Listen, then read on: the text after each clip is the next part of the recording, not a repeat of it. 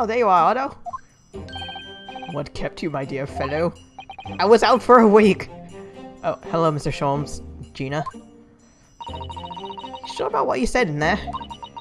That the boss, you know, actually died the day before? It's pretty odd to swallow. Yes, I was shocked by the revelation too, Gina. As was I. Possibly more shocked than both of you. It's not a competition, Mr. Sholmes. But I was more shocked than all of you put together. This is the autopsy this is the autopsy report in question, is it? Yep. It's strange that there's no time of death noted. I suppose there's a simple explanation, or perhaps it was a deliberate omission. Oh dear. Hi, Virgil. Oh no, it's not a competition. Hope you're doing well tonight. How have you been? If it was deliberate, it puts me in mind of the last case we worked on. And Dr. Scythe. Wait, Dr. Scythe isn't... I don't think she's in this anymore? Maria Gori, yeah. I don't know if there's a pun in that name, but... Maria Gori. Is it if you say the name fast enough, it sounds like Morgue? I know. Anyway, it seems that on the day before Lord Van Zeeks discovered the body, Inspector Gregson was investigating the Red-Headed League. So perhaps something happened with them. Come to think of it, you had trouble with those League men too, didn't you, Mr. Sholmes? You were taken in by their trick. Maria Allegor. Could be a rhyme, and glad to hear you're doing well. Hopefully the weather in your area has been alright. Where I am, it's been kind of topsy-turvy. No. Naturally, I wasn't taken in, as you put it. My sleuth-hound interest was merely piqued slightly by the rare scent of a weekly £4 income. And that scent masked the underlying scent of deception, I suppose. Sadly, it's been all... I'm guessing it's like the gross kind of warm, where it's way too humid. The two criminals in question are the pair we saw being arrested yesterday, aren't they? In Mr. Sholmes' suite, I mean. That's right, Zeus! And it was me what took them in! Thanks to a tip-off by a good law-abiding citizen, Sholmes. Indeed, yours truly. So it's going to be that pair in the witness stand. Something doesn't quite make sense to me, though. The day before Inspector Gregson was found, you hadn't had trouble with the Red-Headed League yet, right? Why would the inspector have been investigating them? Well, the likely explanation would be that Gregson's own sleuth-hound interest was piqued by the rare scent of a weekly £4 income. Oh yeah, quick recap for Virgil. Good detective friend is dead! Prosecutor man is being accused of the murder. I have to defend him. Oh, and... BFF is the prosecutor. Don't tar him with the same brush as you, Sholmes. 16... I hope I'm reading that right, pounds? I don't know, I guess maybe back in this time period, 4 was a lot. Yes, well, then there's the whole issue of Inspector Gregson being investigated by Lord Van Zeeks for some reason. The Reaper, the Red-Headed League, Inspector Gregson, Lord Van Zeeks, and Kazuma. I feel as though he knew we'd arrive at this point somehow. Gosh, I think you're right. What's he really trying to achieve here today? The truth! Just like Edgeworth. 4 could buy you more than 100. Oh, dang! Oh yeah, oh right, inflation. All the answers will soon be revealed. Observe the time, my dear fellow. This recess will be over very shortly. You're right. Kazuo was determined that he should be the one to prosecute this trial. And he was determined that I should take the defense. Just what is it that he's hoping to make me see? I get the feeling we're a long way from the end of this trial yet. Are you ready then, Miss Usata? Yes. Justice! Also, if the volume is too loud, either on my end or the game end, please let me know.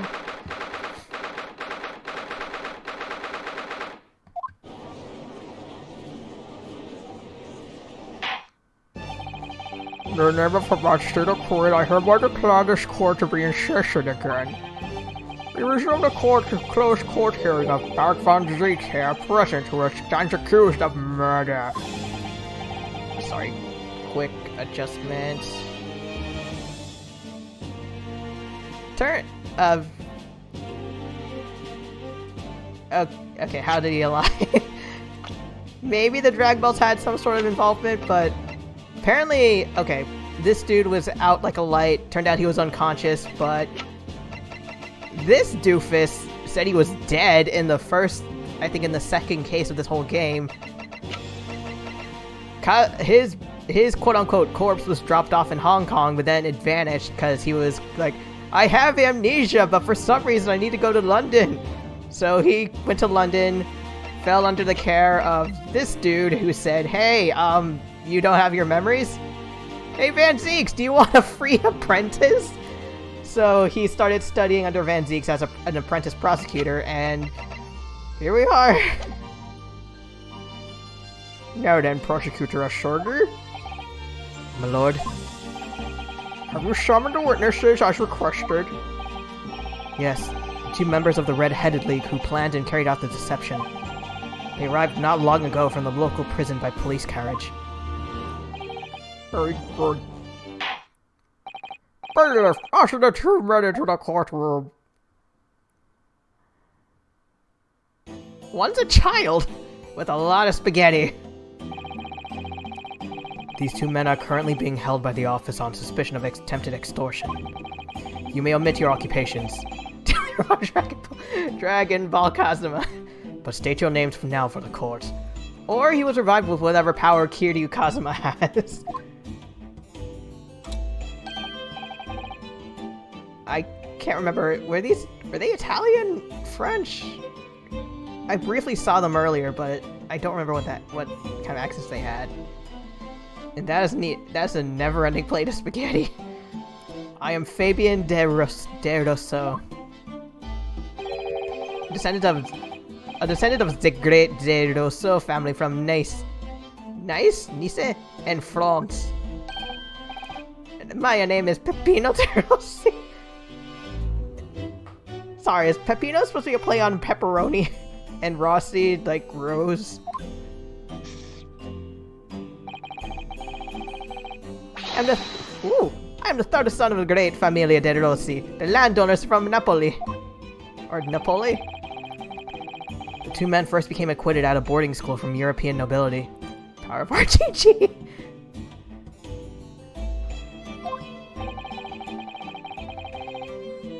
Those who graduate from Temsic are the future leaders of Europe. But, do you have any idea how boring it is to be born with noble blood? Alors, I make it my mission to get the better of the world by employing the little grey cells of my brain. That is all I am trying to do, huh? So, that's the only reason for this whole grand deception? You could say that. Not bad, I'm probably butchering the accent, I'm so sorry. He has the grand ideals, but the petty plans. The strange combination is a charm of the hilarious brothers. See, couple?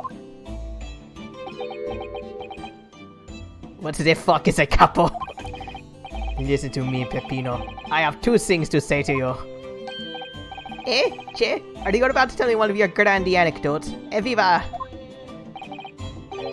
Firstly, I want you to stop calling me this capo. Oh my god, my joke was on point. And second, we are not the hilarious brothers. This is serious business. Che bello, there it is, the capo's trump card, the furrowed brow. It is deep, huh, capo? The furrow and the meaning of your words. How old are these 2 again? 20? I thought he was 10! My god! I thought he was a child! 26. Third son of a great Italian landowner, okay. Court has been led to believe that under the banner of the Red-Headed League, you have conspired to swindle money from unsuspecting members of the public. Is this true? Oui, c'est ça. I hope I pronounced that right. And what exactly was the nature of this deception by which you tried to defraud? I don't think they're siblings. I don't know, maybe they just, I don't know, they have different last names, so maybe they're very, very, very distant cousins. Or just two strangers who went, hey, we both have red hair! Friend!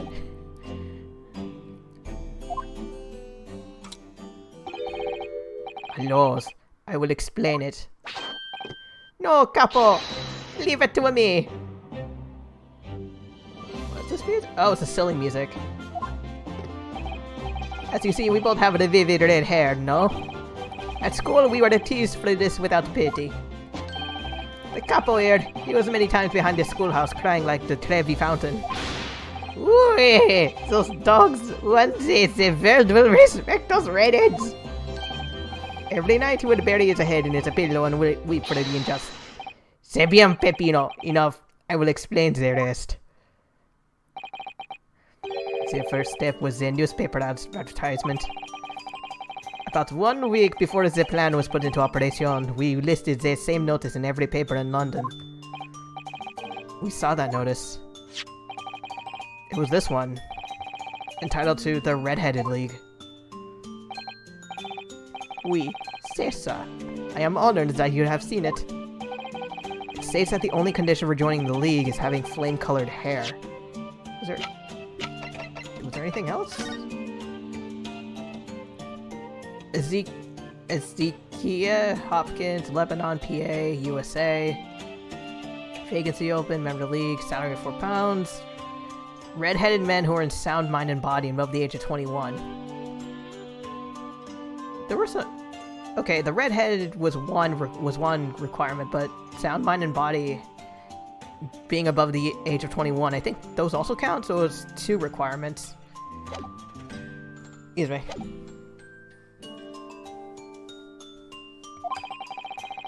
And that if you satisfy the interview panel and are admitted into the league, you could receive a weekly income of £4.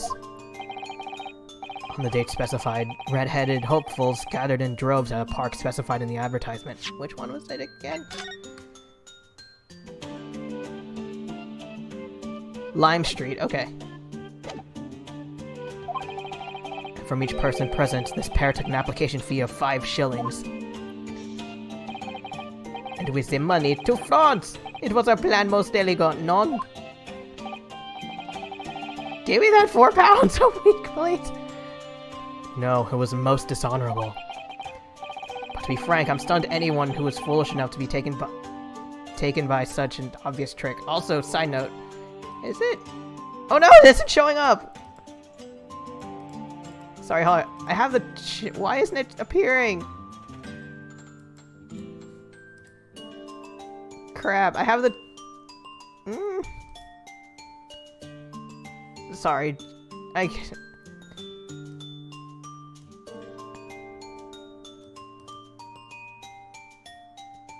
Sorry, I just noticed its chat isn't showing, even though I have it. It's supposed to be. Maybe if I...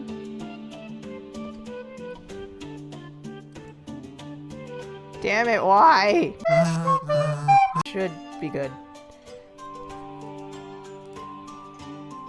But yeah, knowing this game, they might mention the £4 a week again. The park was described by one witness as choked with red-headed folk, like a coster's orange barrow. Coster? And the day on which all these men gathered to apply was the day before the victim was discovered. Crucially, these 2 men spoke face-to-face with every single person present that day. Oui, I have seen more red-headed people in one day than I will see in the rest of my life. Yeah. The Ace Attorney series in general is very goofy, even with the dark material. Like, even with all the murder trials, just the names, the characters. See. And then now, every time I see the capo's hair, I feel sick to my stomach. Anyway, why have we been summoned here today? Oh, wait, they weren't told? Actual second moment. The date for our trial was not until tomorrow, I was told. Naturally, neither of these men have been told any details about this trial. Oh, right! I forgot, they haven't been told anything because this is a closed trial. It's like a secret trial, so there's no jury, no one outside knows, so it's just everyone here. They've only been shown this photograph.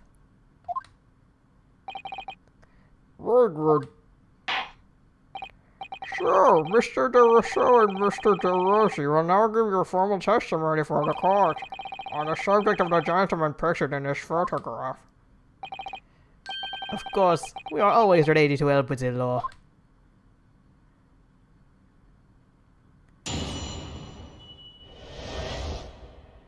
I still can't get over he's 25 years old. He looks like a baby. Like, at least put a beard on him. We had more than 1,000 red-headed people assembled at park on Lime Street that day. But I don't recall this man in this photograph. Eh, Capo? No, I don't remember him. Obviously he is dead now, but I assure you he was not in the park. Allora, this victim has had nothing to do with us. You have a lot to answer for, Peppino. It is your fault that we got caught in the first place. You've given sworn testimony this man in the photograph was not present. Can you be certain? Kazuma, this whole game series, there's been multiple cases of perjury. Oui, I am quite certain. We did not interview this man. Nobody looking like this came to the park. This I can promise. It must be noted that you've been arrested for a grand deception, however. Accordingly, this court has little confidence in your assurances. Uffa. With his attitude, we get to nowhere, huh? He's really a sulkin now. This confidential document was obtained directly from Scotland Yard. The autopsy? Records an entry from the inspector's private diary. Oh! Private diary dated the day before the incident. It reads, Lime Street, Red-Headed League, undercover. Ah, I have the answer. Maybe there was another similar event to the park on the day in question, Like what? The READ Headed League in Lemon Street? That is ridiculous. There's no question that Inspector Gregson was investigating the Red-Headed League. Can we get that diary as evidence? Which means it's quite possible that when he was killed. Oh, the defense may proceed with a cross-examination. Yes, my lord.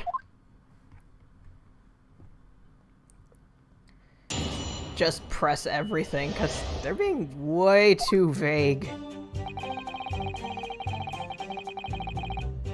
Also, how are you swinging those glasses? Is it one thing that goes over your ear? Hold it! 1,000 people. That's a very big crowd.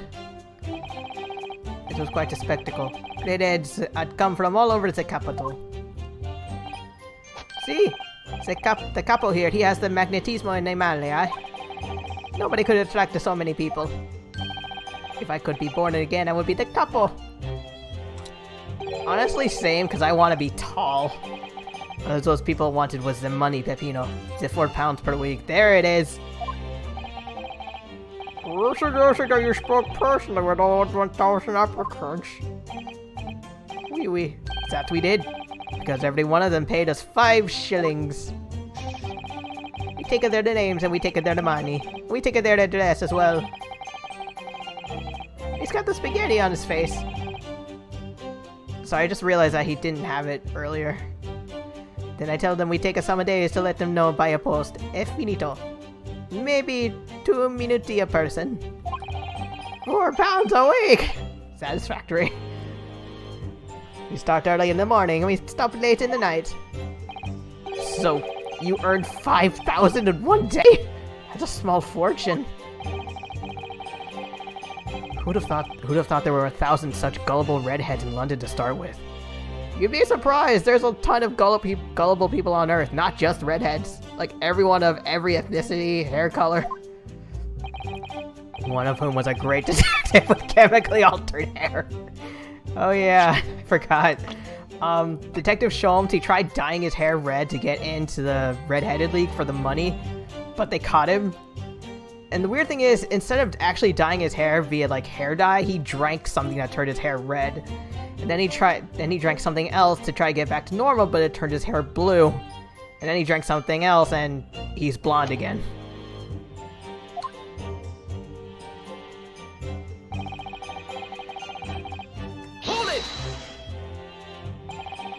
He doesn't look at all familiar. No, I don't think so. And this is the way, guy. He was trying to trick us. I do not like the people who are trying to trick the other people. Weren't you trying to trick other people? Thank you, says the con artist.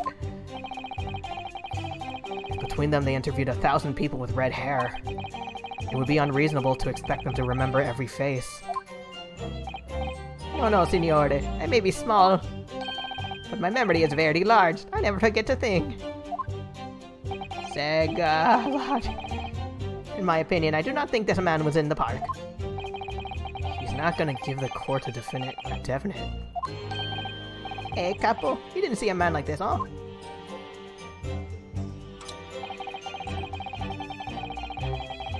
Oh wait, I see a little dangly thing. Kinda looks like a little tassel of chain. Not sure how it's staying on his face though. Hold it! But according to what you've said, you spoke with 1,000 or more people that day. That's true.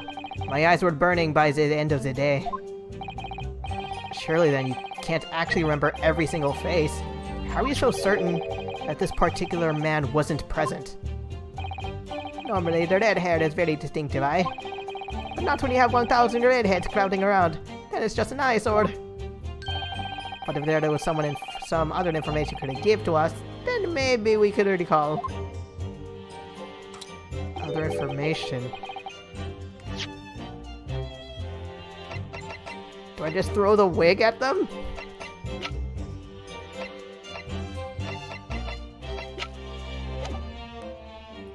So that's not the line, Peppino. Remember, we do not remember him. We are sure of that fact, huh? He just admitted to perjury! There was a man with a red hairpiece, but his mustache did not match the color. And I do not think I could have forgotten him. Cosmo said these two had only been shown the photograph, and they've been told nothing else. What if I fed them just one other detail about the victim? For example, his fish and chips!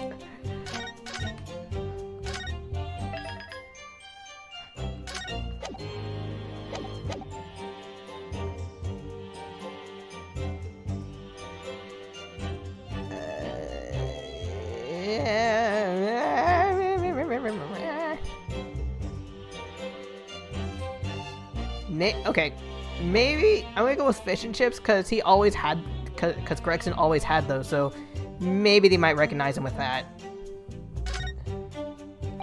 I can certainly appreciate that just knowing the man had red hair wouldn't help you remember in this situation. But what if I told you the man was always munching on a packet of fish and chips? Do you remember a man who was eating incessantly? Not really. I was looking only at the heads of the applicants. I wouldn't have noticed the fish and chips any more than the caviar and smoked salmon. Or the spaghetti. I love the spaghetti, I can tell. God damn it. Really? I had no idea. Tell them again what you said before to Peppino. See, Capo, see. I say it again and again. Hold it! We only have your word for that. See? But what else can we do, huh? True. Uffa. We're not having much fun these days. First we are arrested, then we are shown the horrible picture of a dead man. He angry. And now you question every single thing we say. We are the victims here. Eh, capo?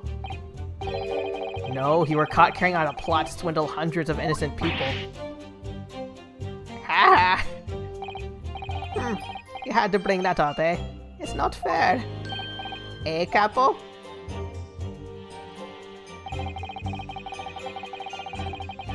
Hold it! What do you mean by that? Cavolo, you promised not to say, eh, capo? After we had taken all the monies that day, we should have left the country. That was my plan. I left the purchasing of the tickets for the ferry to Dunkirk to my companion here. But he bought them for the wrong day. Oops. See, but it's an easy mistake to make, huh? The 31st. Buff, I have no sympathy for you. We were an all day late for the boat because of your stupidity. And it's only because of this that the so-called Great Red-Headed Detective caught us. Capo, you know what I think? Oh. This is the work of God. It's a holy punishment, eh? Peppino, for the last time. This is not only punishment. This is only your fault. Ah. Don't blame God for your unholy mistakes. You are making me sick with anger. Maybe I make a mistake. When it's time to eat the pasta, no one is a faster. And I've seen the evidence. This isn't a spaghetti eating contest, though. This is a murder trial. They haven't told us much we didn't already know. What do you think, Mr. Naruto? How are you? Well, if it wasn't the inspector's diary, it seems likely that he must have gone to Lime Street that day. And yet, these two both claim they didn't see him. I have to say, they don't appear to be telling lies.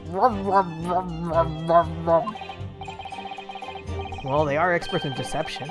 Sounding plausible is their specialty. They may be lying simply to avoid being implicated. Surely if they were truly experts in deception, they wouldn't have been caught. Well, yes, you do have a point there. Hold on. Okay, they were shown the picture, but is there anything they know that they shouldn't have picked up on? Okay, either detective or name. I can't remember if the name was ever mentioned. It seems to me like we need more info.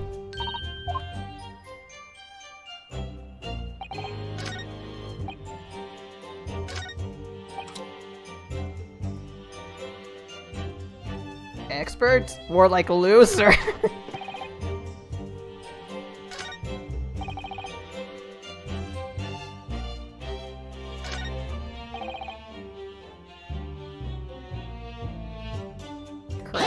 What? Wrong thing. I couldn't remember which statement had the whole like options.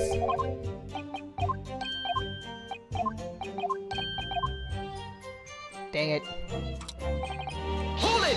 This one?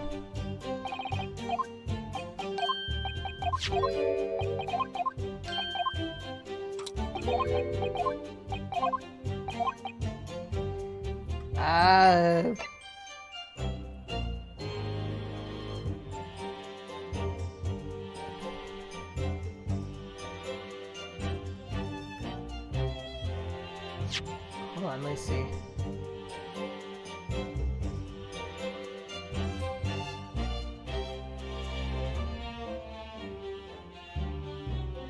Damn it! I can't go any further.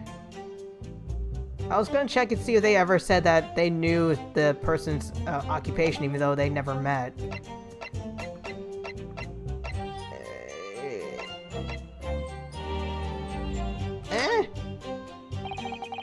I can certainly appreciate that knowing the man had red hair wouldn't help you remember. What if I told you the man in the red hair piece was actually a detective? Is the man in the photograph? Redhead. I think so, but I think he was referring to back when this doofus tried dyeing his hair red and sneaking in. Is the man in the photograph a detective? Yes. Excuse me. It would appear he found your notice in the paper suspicious and decided to investigate incognito. You're awfully quiet. There we go. Excuse me. Something to add, Mr. De Rossi? Speak up, spaghetti boy. Okay? See, I am always adding something. Parmesan, olive oil, pepper. What I mean is, did you not agree with your friend's last remark by any chance? Eh? What did he just say? About the detective? Yeah, that. Keep your mouth shut, Peppino. You had said enough already. But why, Capo? What is the problem? There was a man who said, oh, you're an inspector from Scotland Yard! Good lord! Thank you, you tiny man. Also, you need a box. Explain this volte-face in your testimony, witness. Did I say it right? Volte-face? Volte-face? It's simple. A man who was at the party said to us he was an inspector. There was no such man. Can we just tie this guy up and, like, tie him up, cover his mouth, and let little guy speak? Madai, what are you saying, Capo? Have you forgotten, eh?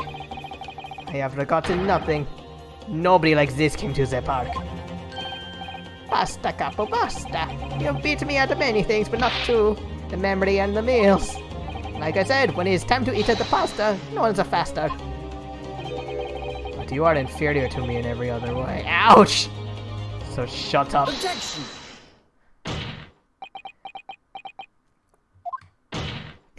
We're both pissed! Klopta, the damage is done. Sure. There was a man who came to the park and said he was an inspector from Scotland Yard. However, he looked nothing like the man in the photograph. He was someone else. How can you be so sure? Because, to start with, his face is completely different. See, it's true. The man who came was a young guard. His face was clean shaved. It was Sholmes, wasn't it? No resemblance whatsoever, then. Anyway, I was not going to be fooled. I took the obvious precaution and said to him, if you are really a detective, show us the proof. See, the capo here, he doesn't take a no nonsense, eh? But he was well prepared. He said he had identification. Identification? Like, official police inspector? You're dismissed on convention. Sorry? Counsel, no incognito inspector would offer his identification for inspection. Oh! It's like that saying, like, are you a cop? You legally have to tell me if you are, and that was supposedly debunked. Definitely. Why would he expose his true identity? Shit. Clearly, the papers were fake. Certo capo, you are a genius. As we say in Italia, it takes a thief to recognize another, eh? Didn't you just incriminate yourselves just then? What happened after he announced he was a detective? It became very annoying. He said, "You're under investigation." So I took his papers from him and chased him out to the park. Do you still have the papers? Give them to me. It was fantastico. Thank you. Here's the identification. So you stole it? He had it coming. He made us very scared. But he was not who he said he was. Give me it. Indeed, the person described does not appear to have behaved as a true inspector would. However, I believe it would be prudent for those identification papers to be entered into evidence. But I like them. Too bad, give them to me.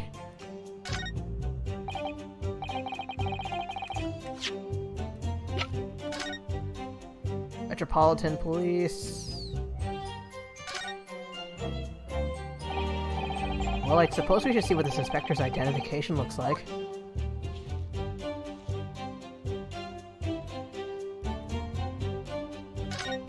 I can't read. Definitely looks fake, doesn't it? Out of interest, what name is given? Probably just something plucked out of the air. It's his real name! Wait, what? The Scotland Yard insignia looks genuine to me. How? And the department identification number details, they're all correct. Since when have you known those? Do you mean to say... I know it seems incredible, but yes. I think this is a genuine identification book issued by Scotland Yard. That doesn't make sense! This is the real thing after all.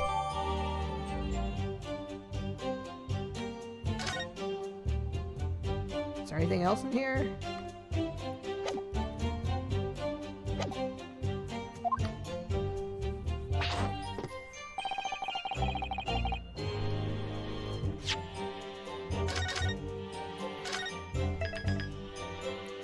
Okay,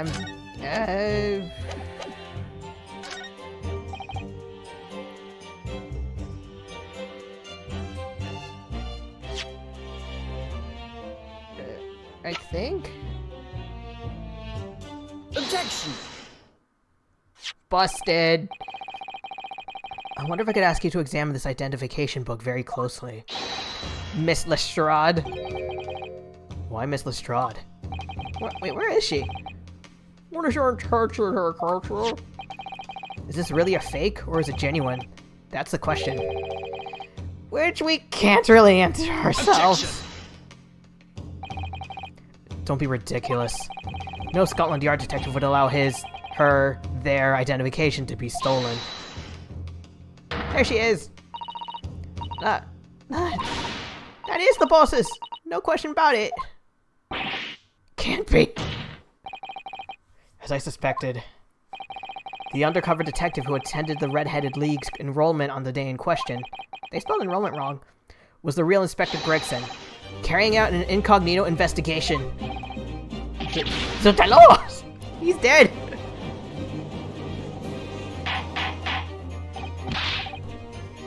Man. Well, if the boss had his identification stolen, he would have reported straight away. I mean, he was always on me about it. If you lose someone, report at once, he say. Could it be then that the inspector was physically unable to report it?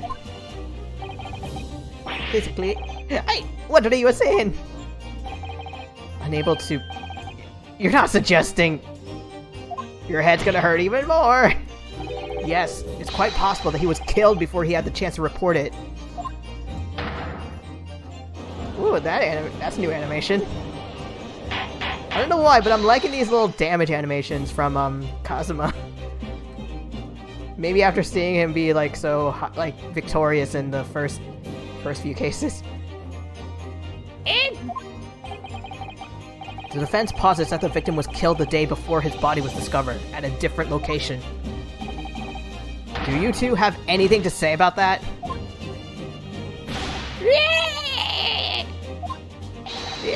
I know nothing. I done nothing. Pull yourself together, Peppino. Okay, that's why I thought Peppino was a baby, because he cries. I feel bad. I don't know, just the baby face and the baby crying. Mon Dieu, you can behave a little more like a master criminal than that, no? Now I wish I had to return to Italia. Stop crying, Peppino, please. Otherwise Oh, they're both gonna cry. Loom, stop your... Oh, wait. Yo, what, mate? Loom, stop your whine and start talking. But if the court would need to hear your story and considerably...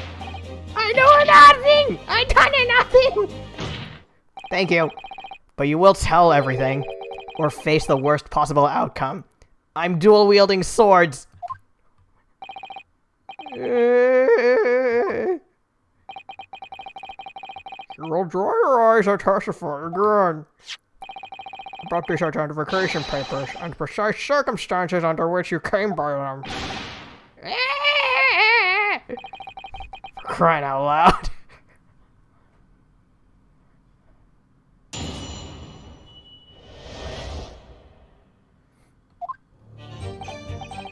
The truth is, we took him prisoner and kept him for the night as our secret hideout. But even though I didn't think he was a real detective, I was too scared to let him go that day, just in case. We took the man's identification from him and shut him in the room next to ours. There might have been a little tussle, but we did him no harm, and the next morning we let him go. He spent the night in the night room. It was nothing like prison, really. Okay, so I'm getting the feeling they're crying because it's like, we're supposed to be con artists. We never signed up to be killers. You imprisoned him? No, see, no. It was not like a prison. It was a very comfortable and calm and happy. Hey, Capo. Boy, howdy, I love being kidnapped. It was never part of my plan, I swear it. That's a new face. Oh, fuck. So you think it was my fault, eh? Just because I got that date of the fairy wrong. But by one little a day. I do not think it was your fault, Peppino, I know it! No. Per favore, Capo. It's not fair. You should have plenty of time for squabbling back at prison, gentlemen. Ugh. I don't believe this. How could he have been a real detective? Counsel for the defense, proceed with the cross-examination. So on the day before the incident, Gregson spent the night confined in his pair's hideout. Was it next door? Because I know it's in like, the body was discovered in a flat, which looked like Gregson's hideout, and they said they kept him next door, so maybe it's right next to theirs? Okay, boys, start talking.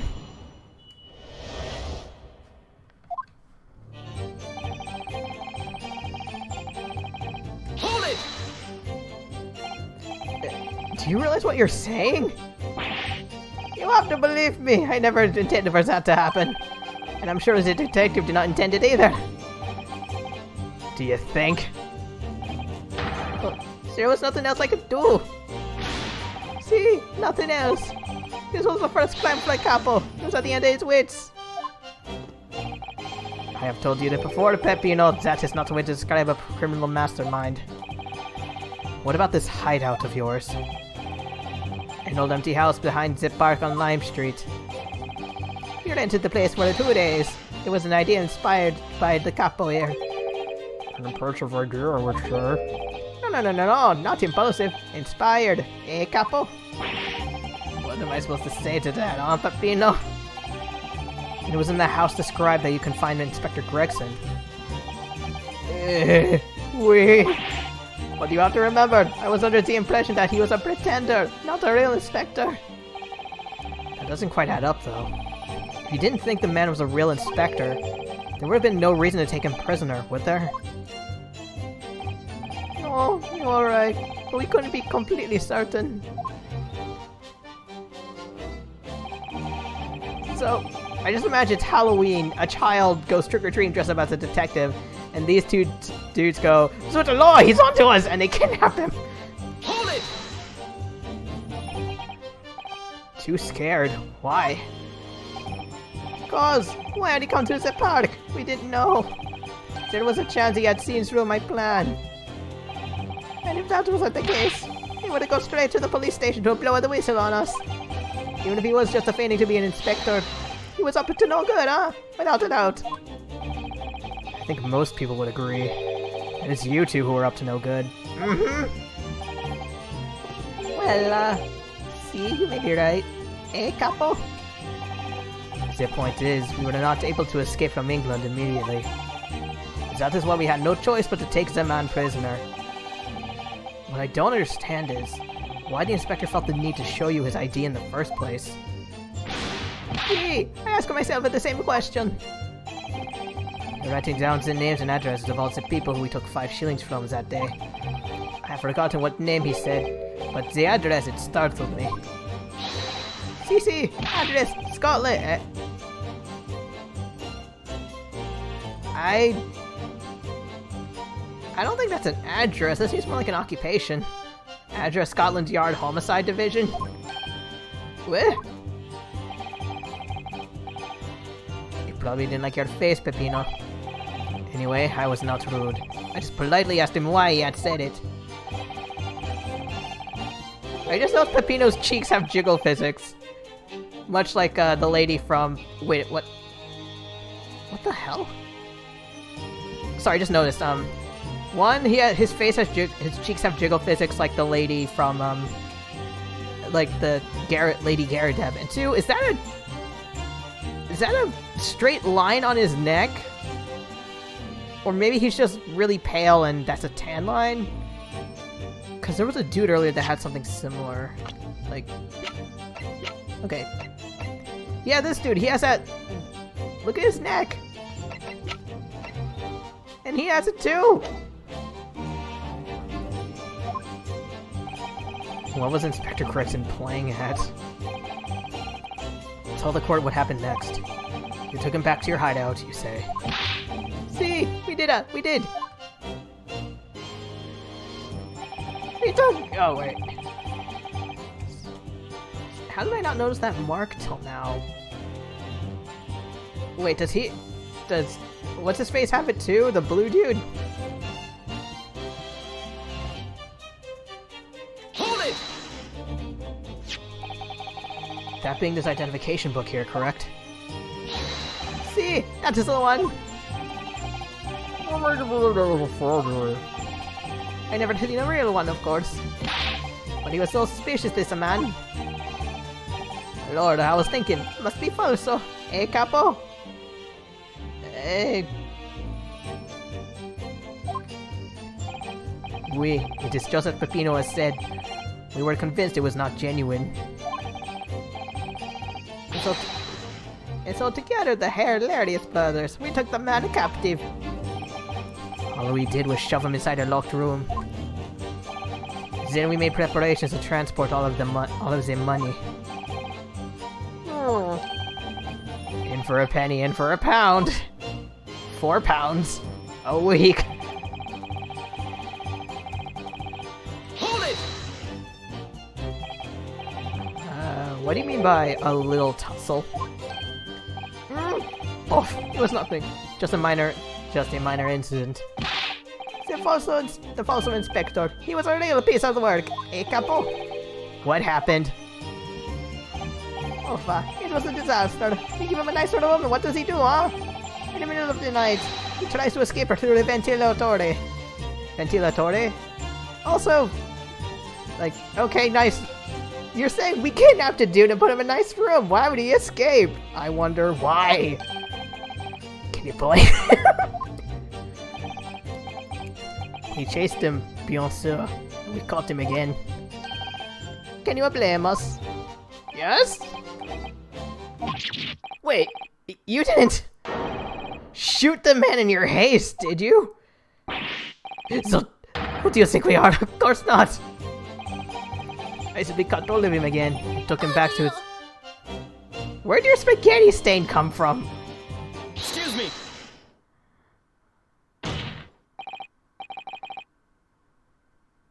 Mr. De Rossi, is something wrong? Hey, me! Something Mr. De Rousseau just said seemed to make you, it seemed to make you act even more strangely than usual. What was that all about? Come on, at times like this, you don't want to have the capo after you, believe me. I speak up from personal experience. Personal experience? That is enough, Peppino. There is no need to say more. The truth is, the night before we put the red-headed league plan into action, I was scared. It was not fair to the capo, but I tried to run away. It's a shame he didn't manage. But the capo here, he came after me like the turbine, huh? And he dragged me back to the house, kicking and screaming. I still have the bruises to prove it. Eh, capo? Oh, that's where the neck thing came from. Sir? Ah, you wanna see, huh? You wanna see my fantastical bruises? That's enough now, Peppino. No one wants to look at any part of you. No one wants to see you nude. What did you do, huh? I show you or I don't. I show you or I don't. do! You do! Now! Allora, if anybody wants to see, then I do it. Ecco, you see? It's still very visible, huh? Oh. How? Were you choking him? Also, the other dude had that same mark as well, so... God damn, Rosso is violent. That red ring around your neck. You got that when you were dragged back? See, the couple, sometimes he has a very rough. And I said that's enough. Pino's neck has nothing to do with what we are talking about here. You have my word, I don't trust you! Wait, is there any marks on... Okay.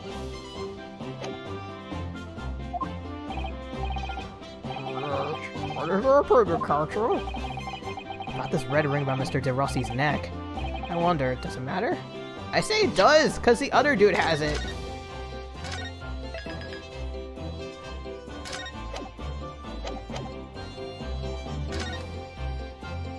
Bam! Mr. De Rossi, I'm gonna have to ask you to amend your testimony with details about that mark. Eh, couple? You see? Everyone is interested in what I say, huh? Ugh. Eat shit, Mr. Chokey. Well, amend your testimony as requested. See if you really want to know.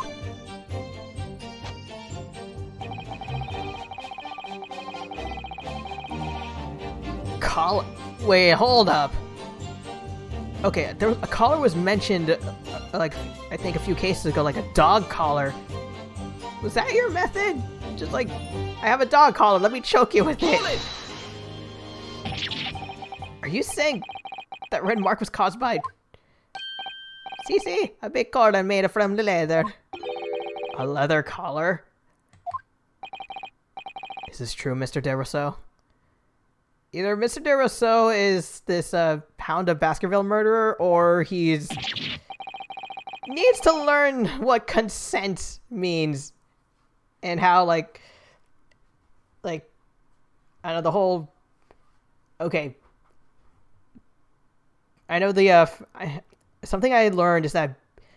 I learned from a friend is that BDSM, it has, like, 3 rules to it, like safe, sane, consensual.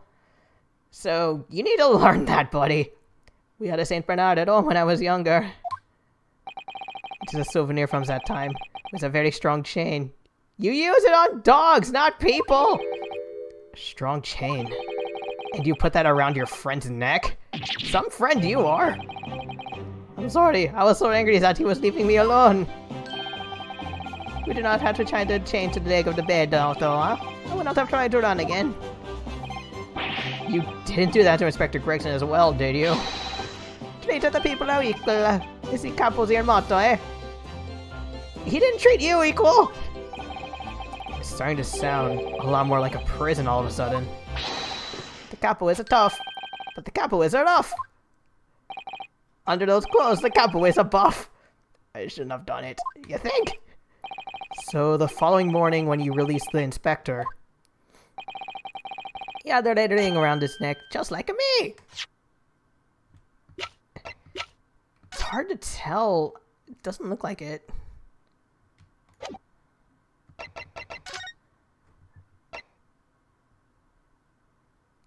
Also, there's no mention of it in the autopsy. Peppino, s'il vous plaît, leave it now. Now you know, huh? Capo here, you don't want to entangle with him, eh? But for the inspector, it's not so bad. And he's back to crying. Hold it!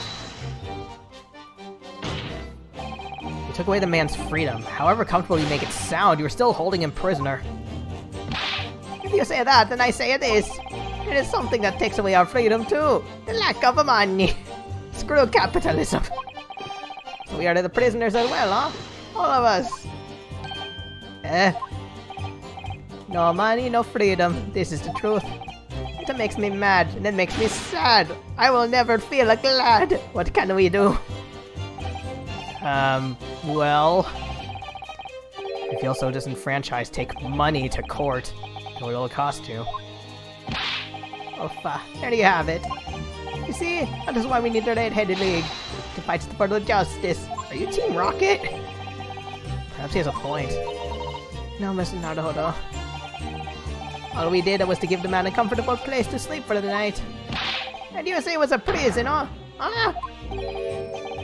Perhaps he has a point again. Stop it! You should have heard it, Miss Norden. Matai! If anyone was disturbed, it was us! Not much to go on, really. Your testimony does make me wonder, you know. About this pocket watch. Oh, yeah, that... Okay, I forgot about that. If he was confined but not restrained, as the witnesses are implying, he would still have been able to wind his watch. That's true. So did Inspector Gregson actually die while he was being held captive? In which case, is it possible that these two young men are responsible for his death? To be honest, I find that hard to believe. Like, they're money swindlers. They don't look like they have the gusto to kill. Perhaps we should try to find out exactly what happened.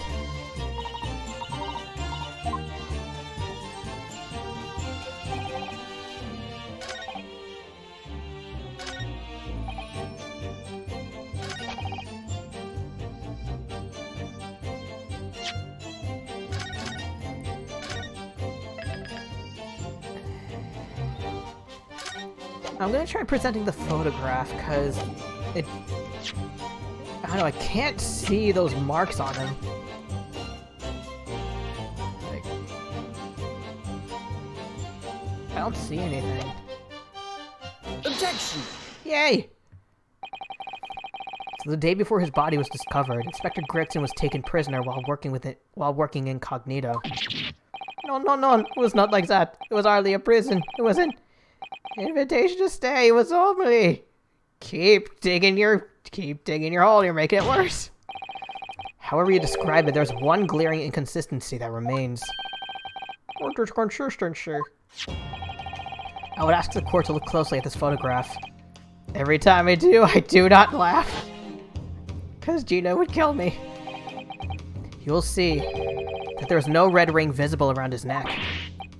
But that makes no sense. It was me who took the card off the man in the morning. I saw there dead bruises on his neck, just like I have. Did you capture someone else? Given that the mark is still clearly visible in this witness's neck, we'd expect to see bruising on the victim, who was put in the collar more recently than Mr. De Rossi. Right, that's more peculiar. But what do we tell you, huh? We say this from at the beginning. Many times! Peppino is right. The man is a photograph. He's someone different to the man we held captives that night.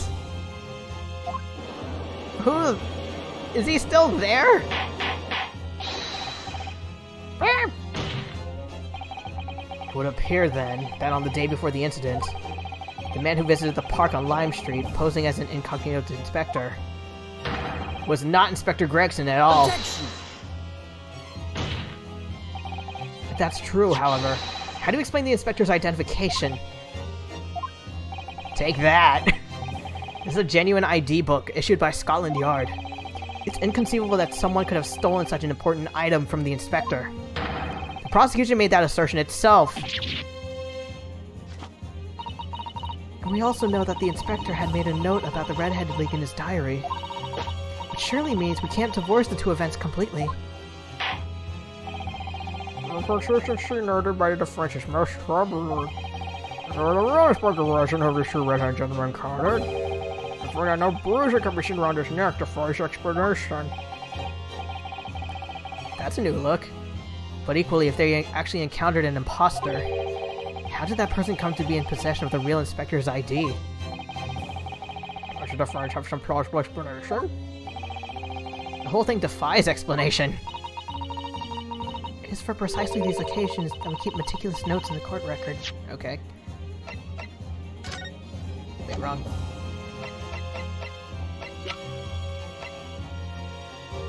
Hold the phone! Did they kidnap this dude? Like, they did say he was clean-shaven and slim.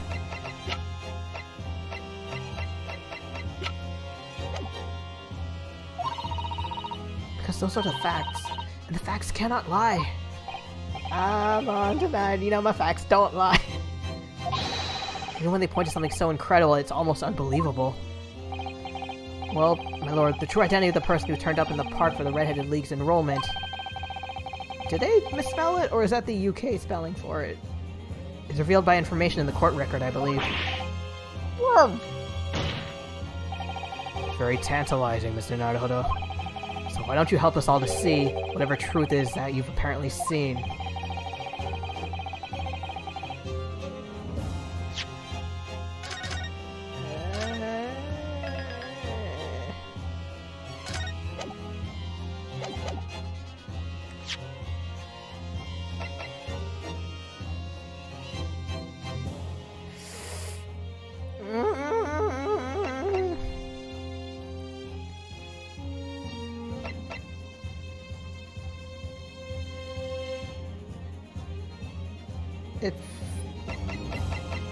It feels extremely out there, but I don't know, this idea of like them kidnapping another person, maybe it's related?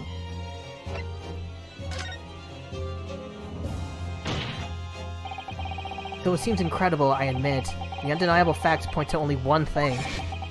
Since no bruising can be seen on the victim's neck, the person who these two red-headed men took prisoner that day can't have been Inspector Gregson. In other words, your whole argument up to now has been a waste of time. I'm getting to that! On the contrary, I haven't finished. Nenny. There's no bruising on the victim's neck, so the question immediately posed next is, who exactly was this man in the park on Lime Street found to be carrying Inspector Gregson's ID? See, that's right! You tell the same story every time! Whoever this man was, the couple dragged him from a pillar to a post with a dog collar. Mon Dieu, Peppino! I was not so arch as you say, huh? Who was that false inspector, eh? Who was he? Clearly, the defense has an idea about that. About the true identity of the man these two imprisoned that night. I must ask the counsel for the defense to elaborate.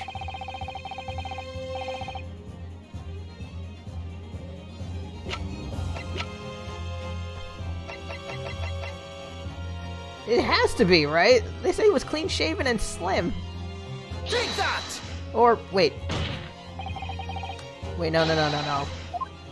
Okay, I'm way off. I'm sorry! I'll take the L.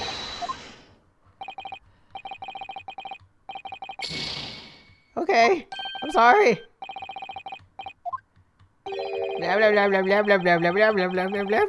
Please don't drag.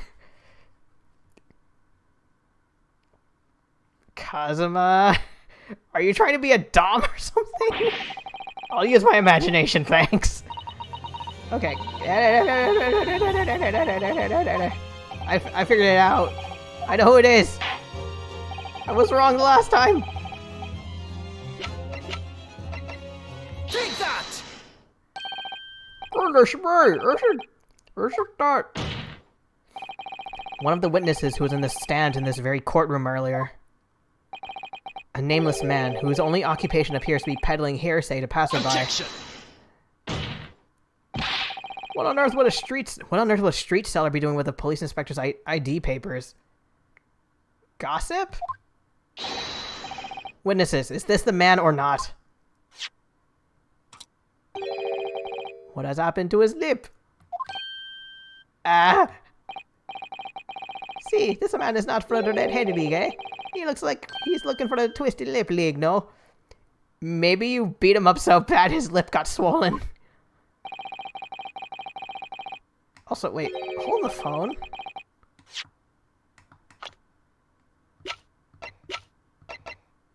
This dude's hair. It's the same curl as this dude. Are they? Okay, either they're siblings or they're both the same person. Perhaps rather than making such a rash claim, you should bite your lip instead. It seems improbable, yes, but one undeniable fact remains. During his testimony earlier, I noticed something around the man's neck. A red ring of bruising. Huh? What? The defense demands that Mr. Gossip be brought back to the stand. Maybe not next to Rousseau so he doesn't get choked again. Ed! Bring the aforementioned witness back to the courtroom. Immediately.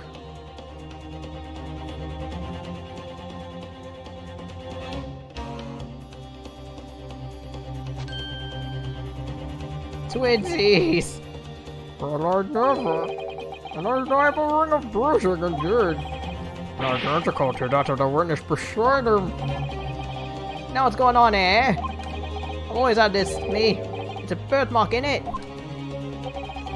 Birthmark? I assume the reason you've been recalled to the stand has been explained to you. Something about Inspector again. But I'm telling you, you've got it all wrong as usual. You're denying all knowledge of it. Well, of course I am. Are you trying to kill me with all this nonsense here? Well, at least you have more stories to peddle back on Fresno Street, won't you? Sorry, I still think their noses are different.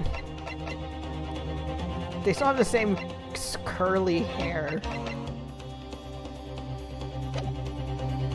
Maybe it's just the art style. Now, we're going to need you to testify again. And you, Mr. De Rousseau and Mr. De Rossi. I'm sure you'll cooperate, won't you? Do we have any choice? We are in a big trouble, eh, couple? That's quite enough dilatory chat. That's quite enough dilatory chat. Proceed with the testimony.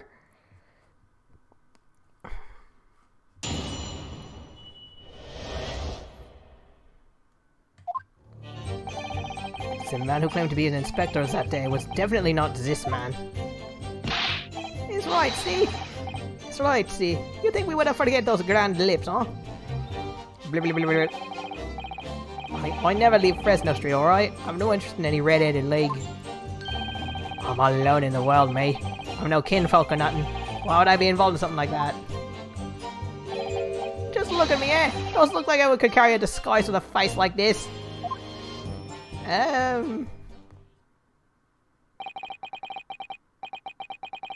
We're trying to appear we have the wrong man. What have I been telling you, huh? There was no point for this pointless testimony. That's right. I'm just a simple peddler, remember? Fresno Street's all I know. How would I have come by a police inspector's ID book, eh? Yeah, that's hard to explain, but... Brief cross-examination, I think, counsel. Very brief. Is there anyone in this courtroom who thinks I might be onto something? I stand steadfastly at your side as always, Mr. Naruto. Any comment? No?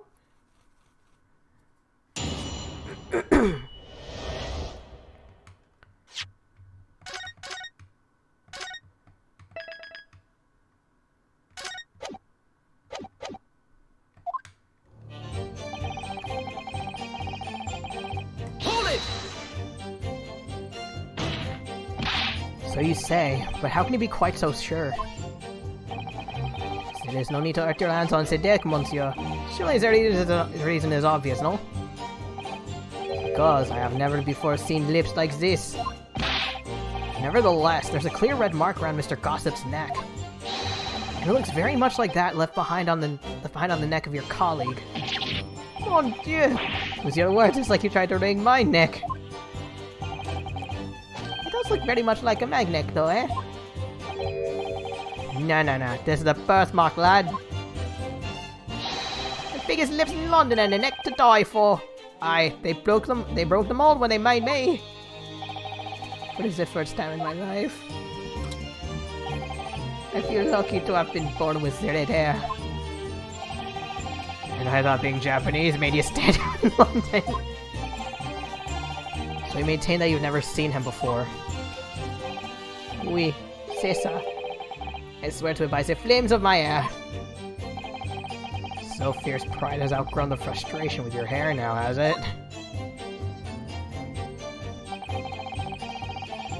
Hold it!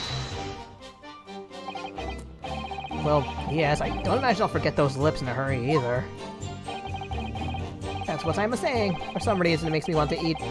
How did Fabian call it? An eclair. You know, I've never seen the hair as black as yours before either. Likewise, I've never seen red hair like yours until I came to Britain.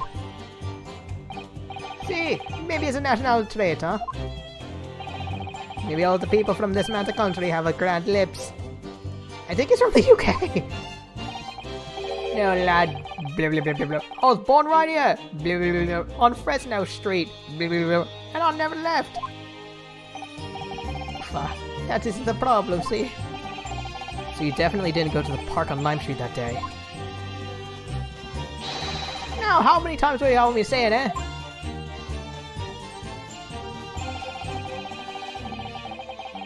Hold it! So you'd heard of the Red-Headed League, have you? You don't get a name like Gossip for nothing, eh? It's my business to know what's going on in town. I sold that tasty tidbit to a fair few redheads that came past me. Just between us, I even got Sandfish to cough up for it. Poor dude. Well, he does have a very red nose if that counts. I don't think that counts. Who knows? But as you can see, my own ass got not a hint of red in it. And in any case, Fresno Street's my patch. You won't catch me starting off some other part town. You know, So. hello? Excuse me! Mr. De Rousseau. Ooh! Oui? Can I help you? Did Mr. Gossip's word just now lead you to remember something? I want his glasses just fly off his fingers. It was the other day when I was looking for the place near the park. A small house or something. To be the headquarters of your Red-Headed League, yes. I visited an housing agent on Lime Street and there I saw him. This man was paying money to his agent. What? Mr. Gossip with a housing agent? Oui. He had some kind of contract in his hand, and they were clearly discussing terms. But no, you're mistaken, chum. I've never left Fresno Street, mate, like I said before. You're mistaking me for someone else. Someone with the same face. No, the capo's right. I remembered it, too. He was a pain in the man with the banknotes. With notes? Like I said, that wasn't me. I was curious why this man with the dirty clothes had so much money. So I looked at the name on the papers. Daily Vigil? What name was written? Mr. Gossip? No, this man, he lies. He tells you that he has a known name. But in fact, his name is Hugh You're the landlord? Hugh Bona. It's better than Mr. Gossip, I think, see? No!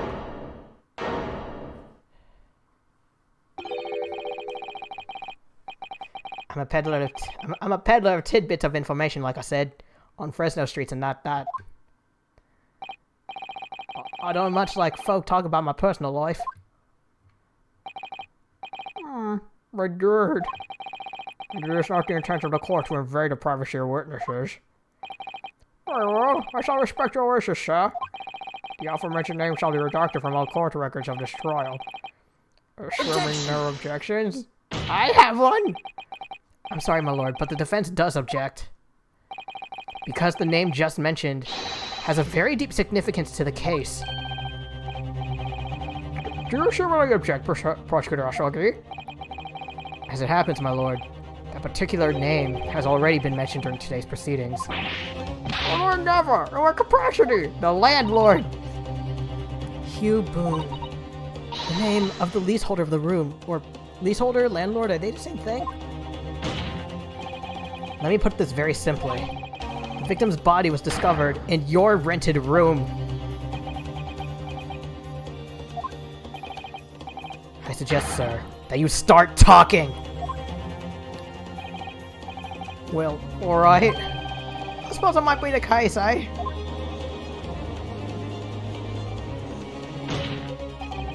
So your real name is Hugh Boone. Well, just between us, I don't like to blow me own trumpet, but there's no fine pillar tidbits in town. Is that a yes? Also, do I have your age? Oh. So I happen to be able to afford a grubby little room in a fallen down backstreet townhouse. And once every 6 months, I go and pay the rent to the agent on Lime Street. I remember now. There were 2 vulgar redheads in there last time. If either of us is vulgar, it's not me.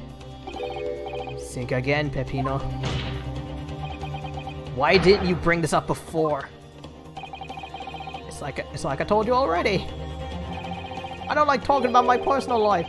I'm a tidbit peddler as far as everyone else is concerned. No fuss. This is a murder trial. We'll update your testimony to include this most surprising revelation, Mr. Bird. If I'm lost. So the leaseholder Scotland Yard has been looking for since a body was discovered. Has been here under our noses all along.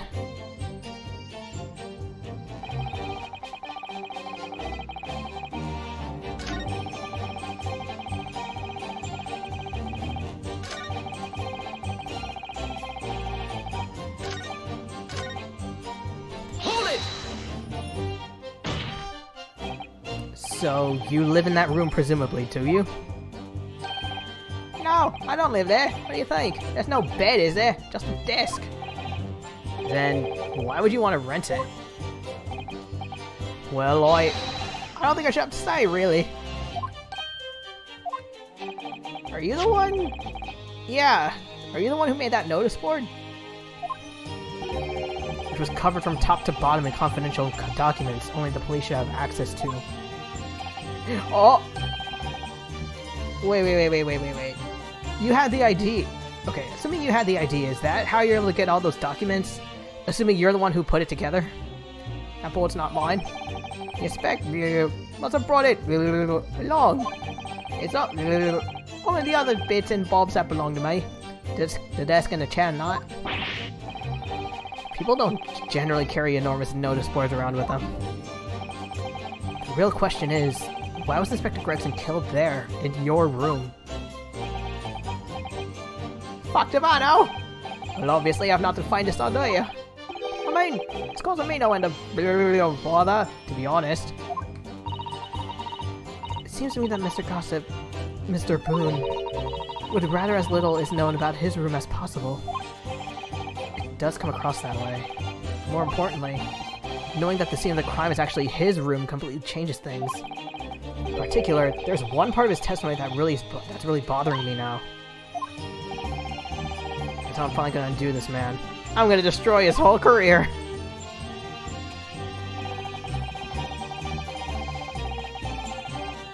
Hold it! You mean you have no family? No, none at all.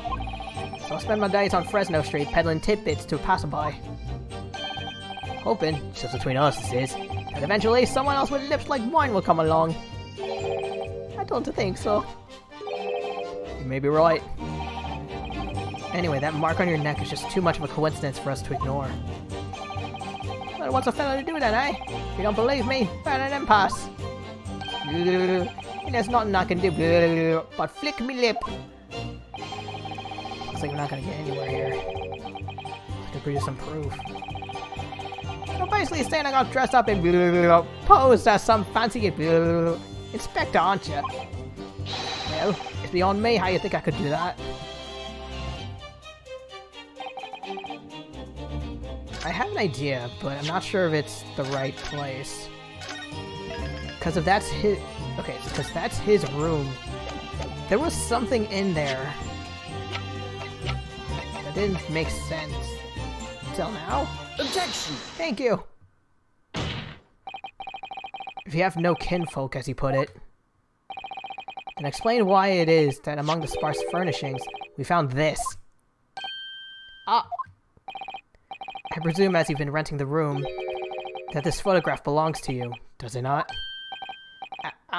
Well... Mr. Boone, drop the pretense, and tell the court exactly who you really are. I don't know what you mean. Oh, peddler! I keep telling you so. You really don't need to bother with me. Please, just leave it alone. As the man says. Which man? Oh, leave it alone. Whatever the truth is about this man's life, it has no bearing on this case. Because it's simply not possible that he impersonated Inspector Gregson. Objection! How can you be so sure? Just look at him. No amount of disguise could ever hide those unmissable features. Objection! But what if we were to look at this the other way around? Nanny? Miss Counsel, what do you read? Well, there's no denying that Mr. Boone's lip is very prominent indeed. Wait. Was there any okay. I have this theory that this Hugh Boone guy is actually this Daily Vigil person who went missing, but was there any mention of a lip? Finally, clause 132.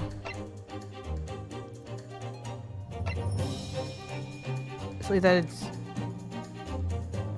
prior to that conflict engaged in some form of negotiation with prison staff. Guess not.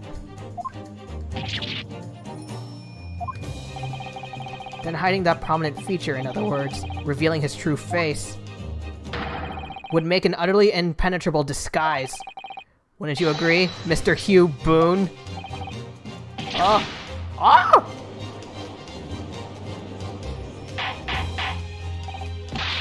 Witness, are you still hiding the truth from this court?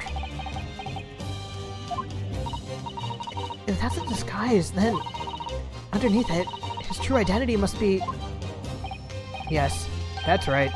There's really only one person he could be. My lord, the defense believes it reveals Mr. Boone's true identity to the court. No, please? No. Very well then, Counsel.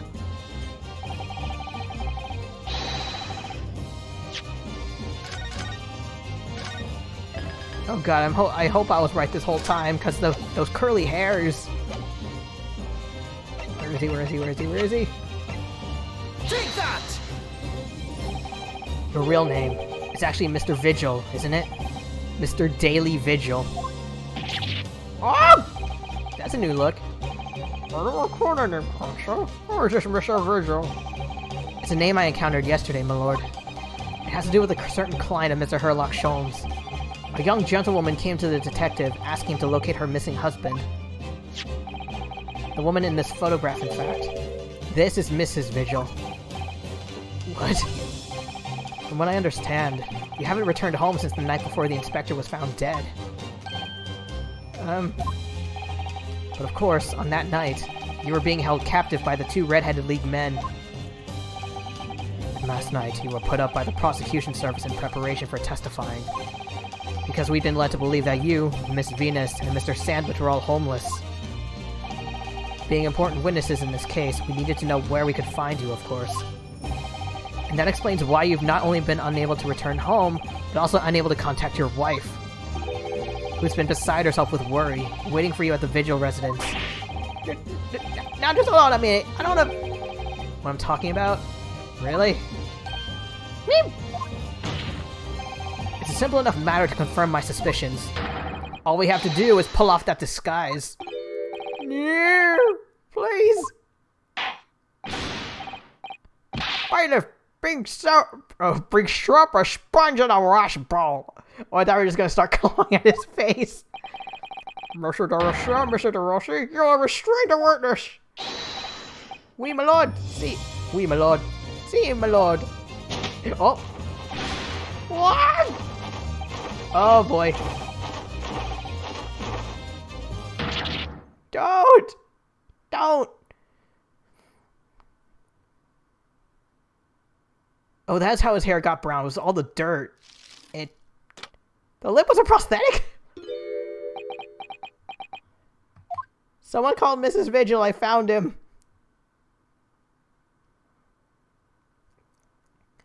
Do they have those kind of prosthetic lips back then?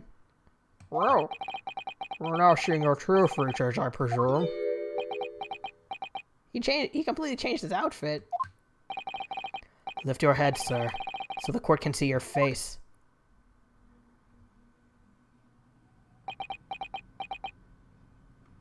Hold up.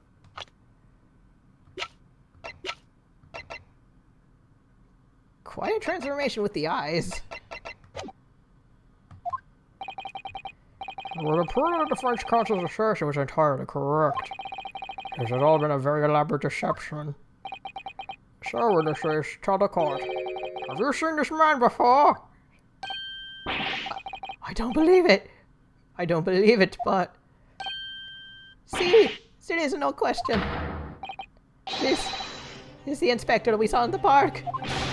Extraordinary!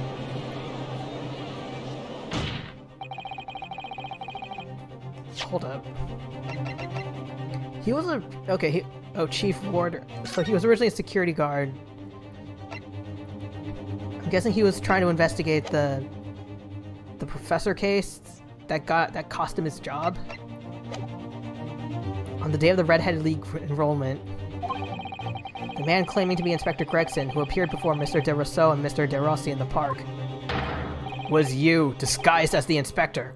Or rather, was you posing as the inspector and no disguise at all. Mr. Vigil was formerly employed as the chief warder at Barclay Prison. The chief warder? And your career had promise. Why? You would quite possibly become the future governor of the prison. He was fired! What on earth have you been doing peddling tittle tattle on Fresno Street? Well, it's been 10 years since Mr. Vigil worked at the prison. 10 years.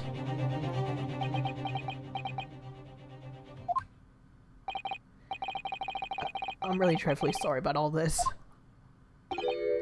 Yes, it's true. Hey, wedding ring! I am Daily Vigil. And you were the chief warder at Barclay Prison 10 years ago. So where did Mr. Hugh Boone come from? Boone is the other me. It's a name I invented. Well, evidently there's a great deal under the surface here. There's 3 of him now, like Daily Vigil, Hugh Boone, and Gossip. I'll explain everything. I'll tell you just how wretched my life has become.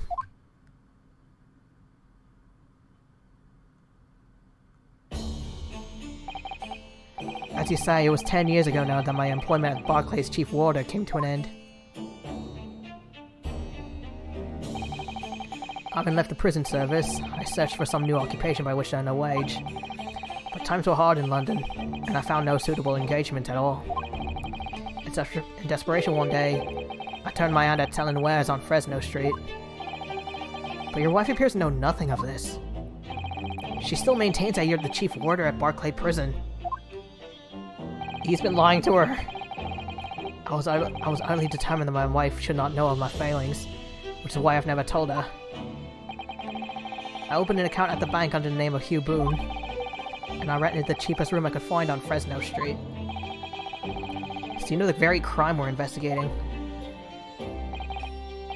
Yeah, that's right. The lip. A place from which I could emerge every morning I ate as a squalid peddler. And transform myself back every evening at 5 into a well-dressed man about town before returning home. That quickly became my daily routine. I was puzzled by the lack of furniture in the room. But that explains it. But why on earth didn't you just tell us this in the first place? I have a wife, sir, and 2 sons. Your dad?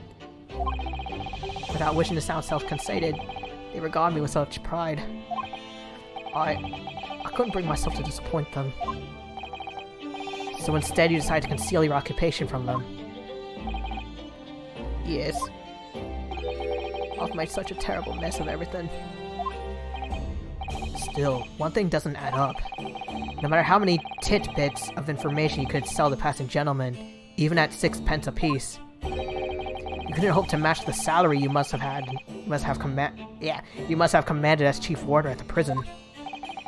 You have kept your family in comfort despite 10 years of somewhat misbegotten employment.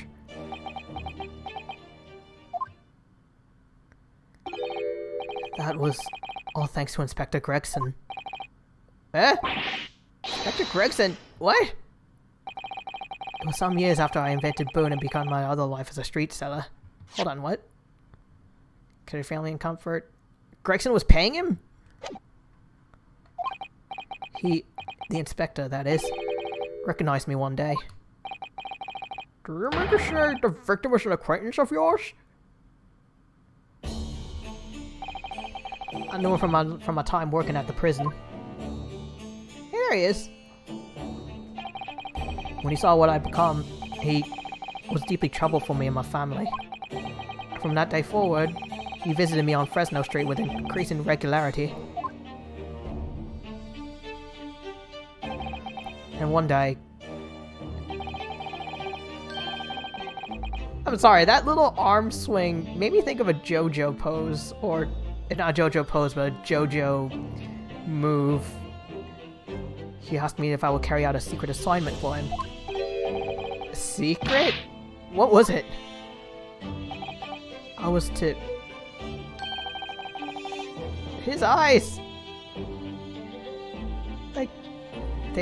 Sorry, his eyes turning gray. I wasn't expecting that. I was to impersonate the inspector. What? Impersonate him?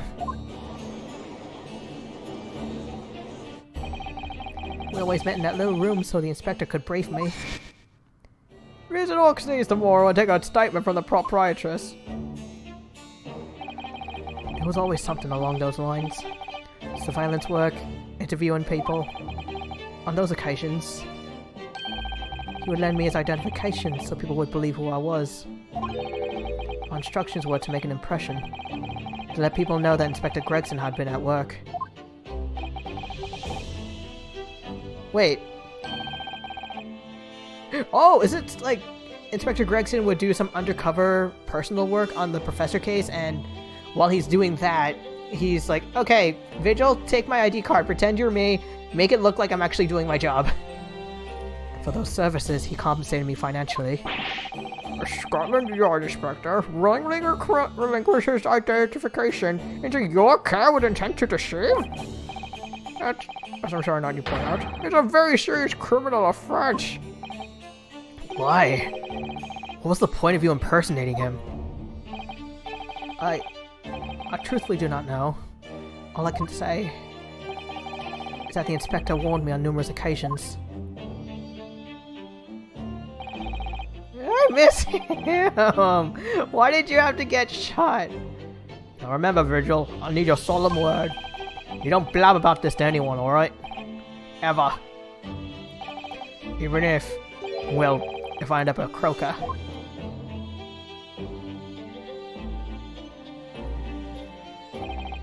In time, he started to bring papers with him to the room as well. It became something of a second office for him.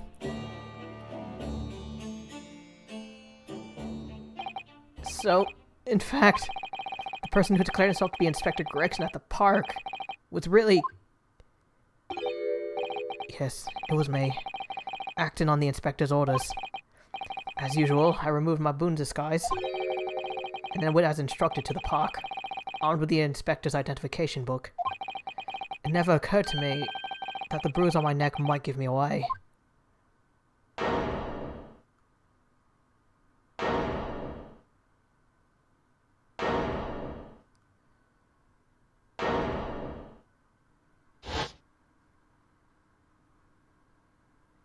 Holy shit!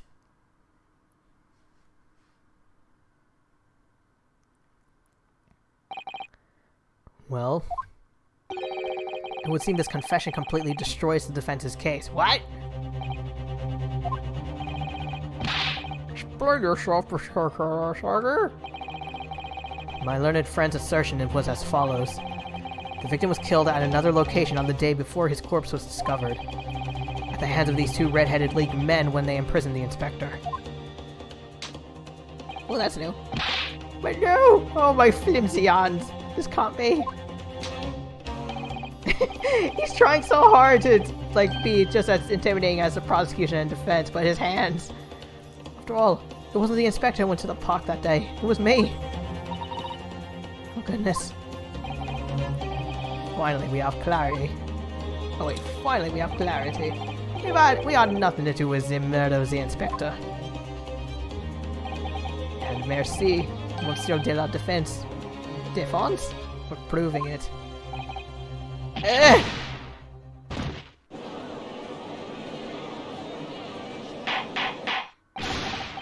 Okay, we don't have a lead. Okay, the whole thing with the Redhead League, we don't. That was a red herring, no pun intended. But at least we have a lead. Like we have Hugh Boone / Daily Vigil. Indeed, it would appear to reach a de facto conclusion of all sorts. These witnesses had no involvement in the murder of the victim. As proven, somewhat ironically, by the defense. We're calling her into the cross-examination. Hold it! Ah! Who? What? Hello? Were you the one who just said, haha, your case is moot? Pardon me, my lord, but with your permission, I would like to pose one further question to the witness. Kazuma? What question, Counsel? It concerns the events of 10 years ago. I believe you would have been present at a very significant execution that was carried out then. 10 years ago. The execution of the professor, Genshin Asogi. I want to know exactly what your involvement was. Answer me, man. One moment, Counsel. Is this related to the court's case? Naturally. It is the prosecution's belief that this case and the events of 10 years ago are inextricably linked. Oh. Does the defense concur, Counsel? Kazuma, you're not yourself. You're not as calm and collected as usual. Oh, Kazuma-sama. No wonder he's acting this way. Mr. Vigil's memories of what happened 10 years ago would tell the tale of Genshin Asogi's last moments. His own father. I know. I do understand that, but even so... Yeah. Prosecutor Asogi. Do you genuinely believe that this question requires an answer in order to learn the truth behind Inspector Gregson's death? I need you to trust me. Please.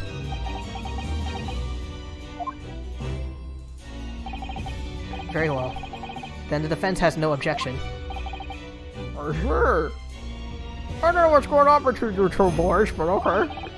In that case, you will answer the question, witness. The truth is, I remember very little of that time. You've forgotten? I'm sorry to say, yes. As I said, I resigned from my role at the prison 10 years ago. But for some peculiar reason, my memory of the events leading up to that moment is extremely hazy. Amnesia? Or maybe you were drugged? He's gonna punch you in the face! Does that not strike you as strange, Mr. Naruhodo? Sorry? Well, 10 years is a long time. But I've forgotten the reason why he had left such an important job. Oh! Show him the dismissal notice, maybe he'll remember. Not only that, Mr. Vigil's claim contradicts what we already know. The human spirit is a fragile thing. It's broken all too easily. which is why we have a tendency to wrap it up for protection. Uh-oh. Repressed memories? I'm afraid I don't understand what you mean. When we experience pain and suffering that we feel unable to bear, we block it out, obliterate it from our memories, seal it away. But it never truly leaves us. If the seal is broken, the memories resurface. Oh yeah, Cosmo had amnesia, so I guess he's speaking from experience? And when they do, that fragile spirit may finally be crushed. But I really don't. Kazuma-sama. But if it must be crushed, then so be it. Because the truth will not stay buried. It's coming out, one way or another. Right. Now I understand. It's clear what his intentions are. He means to expose the truth at any cost. Perhaps by pointing out the contradiction in what Mr. Vigil claimed earlier, it might cause some crucial memories to return to him. Should I? Should I present the evidence?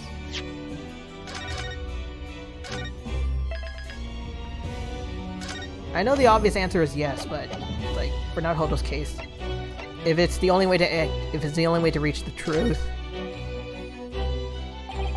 I have no idea how this is gonna go. But this is a court of law, and I have a duty to pursue the truth. Mr. Vigil, I'd like you to look at this. Take that! Just a few moments ago, you made the following statement. I resigned from my role at the prison 10 years ago. Well, yes. In other words, you claim to have left the post of Chief Warden of your own volition. Well, yes, of course. Why? Tell me. Do you remember seeing this document before? No, I don't. This is a dismissal notice ordering the immediate termination of a prison staff member's employment. A dismissal notice. And the name on the notice is yours, Mr. Vigil. What? Oh shit! What? It's mine? So you didn't resign from the prison service at all. For some reason, you were dismissed as Chief Warder from Barclay. No, there's been some mistake. I'm sure I tendered my resignation. This dismissal notice is nonsense. Uh-oh. Isn't it? If you were forcibly dismissed, there must have been good reason. Clearly, you did something. Mr. Vigil, it's time to break the seal and have you remember.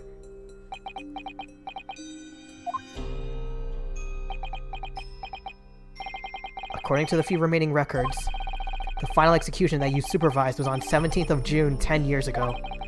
And on that day, something very serious took place at Barclay Prison. Wow! 17th of June. Was that the professor's execution? Whoa. This effect of blurring the entire screen, it's both shocking and I think it works here. Like, in a good way. Professor.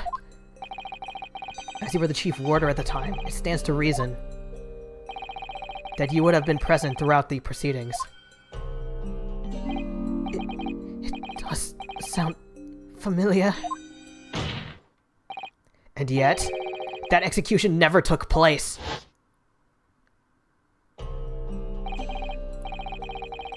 The convict, ostensibly executed earlier that day, later re-emerged from his grave. The convict came back to life? In the cemetery of the middle of the night, there was a witness. However, the witness claims that a moment after he saw the convict clambering out of his grave, a gunshot rang out from over his shoulder, and the bullet pierced the professor's chest, killing him instantly.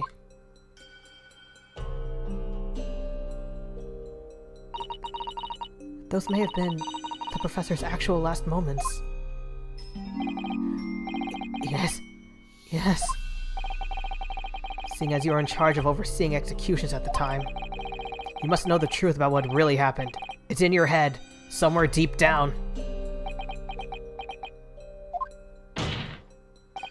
Well, Chief Warder Daily Vigil, I know there are memories in your head that can explain what happened on the 17th of June 10 years ago. And now it's time for you to drag them up.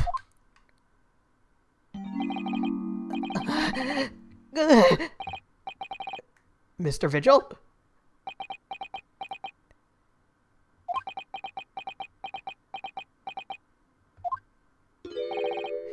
Yes, the whole prison, it was complete chaos. The prisoner escaped. He was killed in the cemetery. The shocking news rippled through Barclay like a hurricane. What? NANI?!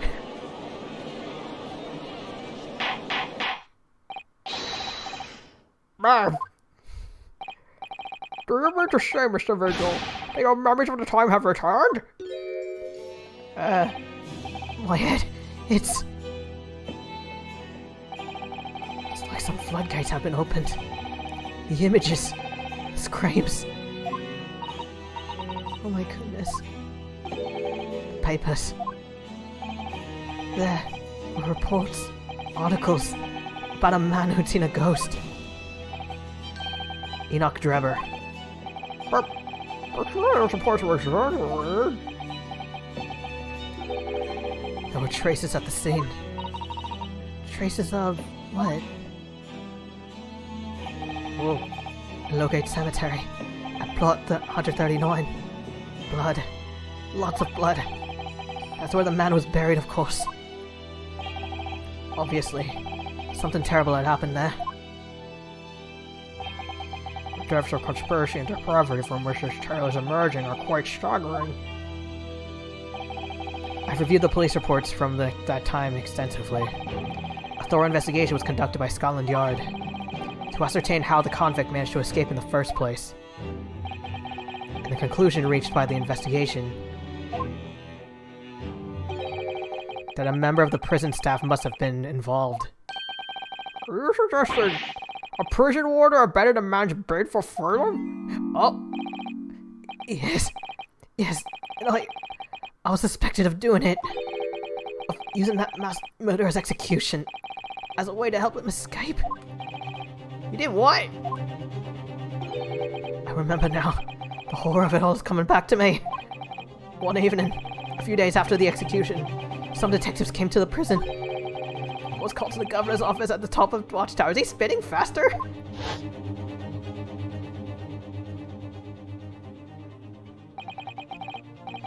Oh yeah, the Scottish guy. If I was a bad demo man, I wouldn't be sitting here. I'm sorry, Daly. This is serious business, but I cannot help you know. As Chief Warder, you're responsible for overseeing this execution before, eh? Well, it seems the fellas at Scotland Yard want to have a few wee words with you about it. You better pack your things, laddie. You're to attend in person. As soon as he told me that, my mind just went completely blank. Oh, he is spinning faster! Next thing I knew,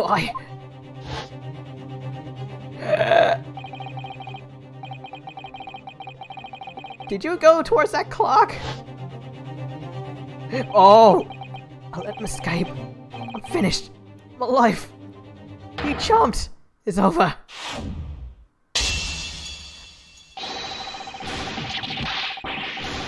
Christ!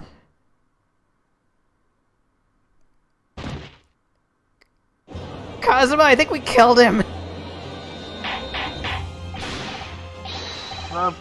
Bring the future doctor around!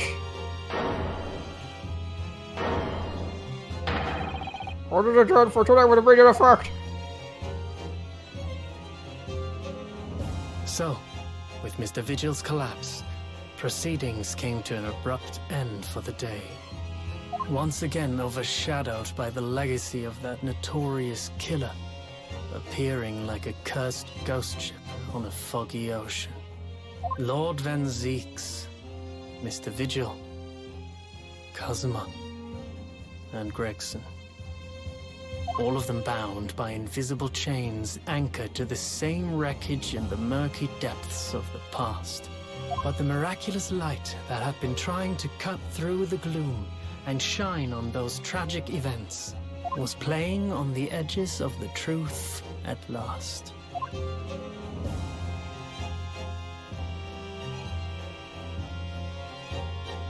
Holy crap!